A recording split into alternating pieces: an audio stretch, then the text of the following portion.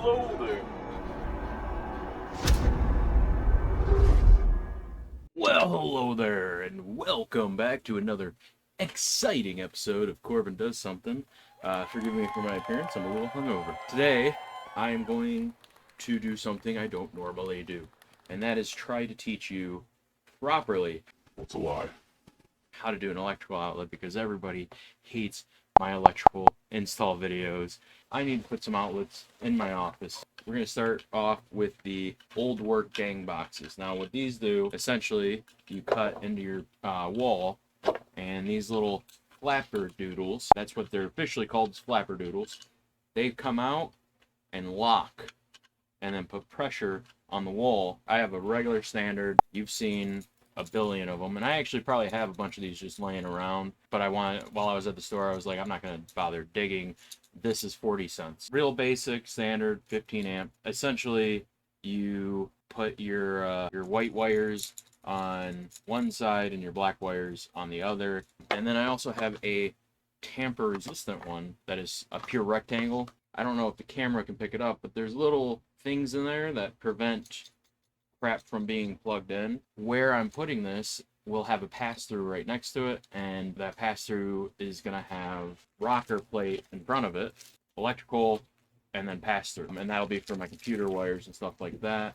I wanted these to be black because I already have the pass-throughs set up that are black, and I like the setup with my computer to go, that is the computer one, even though I know because the computer's plugged into it. It's stupid logic, but it's my logic. And now we move on to the grand prize.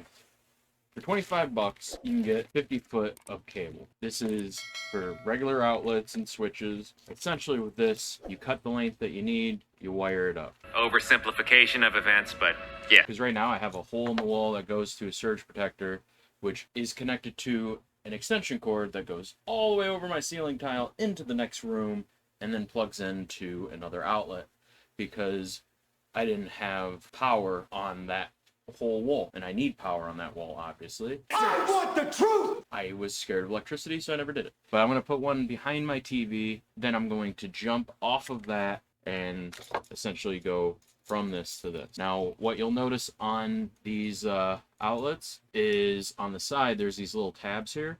If you break that tab, that separates the power. So if you're doing this on a switch, one outlet is wired to a switch and one's always on, you can do it that way. Now, before you install, obviously cut your power. You're gonna need a couple tools. You can get a whole bunch of wire cutters and all that.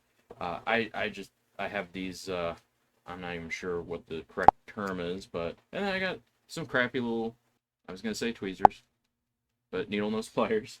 What I'll do is cut the tips off of this, wrap it around here, and I will actually show you how to do that without putting it in the wall, and then I'll put it in the wall. You see it comes a little bit open right there. That's not going to really help. What I'm going to do is stupidly open this up. What you're going to do is you're going to pop this in.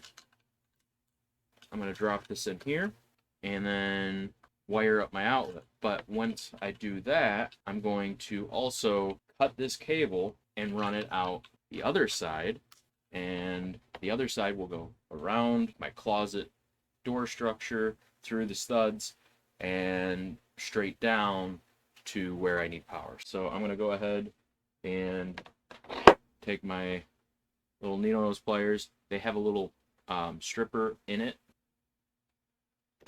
Actual wire stripper tools will prevent you from accidentally cutting all the way through the wire, and you don't need to take off much. That's what she it's said. actually better that you don't take off a lot. If you have anything open, you risk the chance of it touching something else and causing more problem. And you're going to want to leave yourself about 3 inches in the box. That's what she said. So that way, any other future projects, you should be good. You're just going to take your little snips here.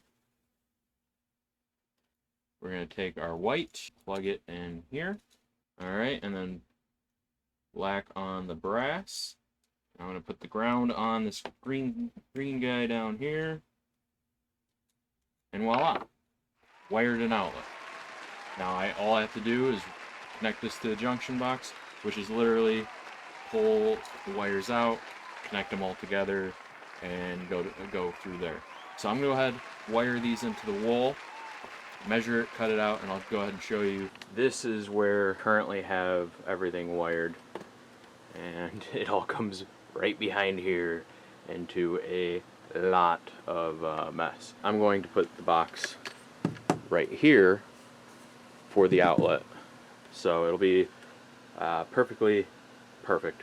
So one thing before I forget, with this is you want to draw on there where everything's going. So Everything's nice here. simple. Okay, now then with a large brush. And obviously you'd want to go through with a level. I got this in, little saw, little drill in some holes, you're good to go. But yeah, that's perfectly level right there. Pop that in. That is nice and tight there. But now that is solid in the wall.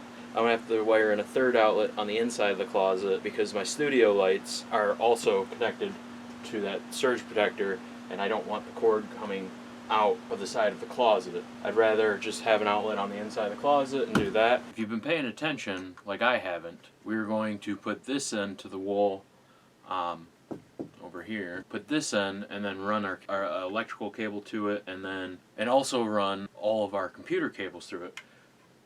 I haven't really paid attention and realized while I was about to put this in, oh wait, there's no place for me to put my cables, because there's obviously no hole here, and you don't want the electrical wire touching any of those cables. It's just a bad idea. I went to Home Depot, I went to Lowe's, I went to another Home Depot, I went to Menards, and then I went to another Lowe's, and finally found this. All the other ones were sold out. Essentially what this is a one gang, single gang electrical box with a pass-through for low voltage. This is exactly what I need. So if you're doing something like this, pay attention. Don't be me. So the power's back on, and I just wired everything into the junction box. So it really is just connect your white cables, connect your black cables, connect your grounds. Really simple, easy. Gonna go ahead and test. That works. Because this outlet is getting power from the other outlet, I know that one should work. And it does.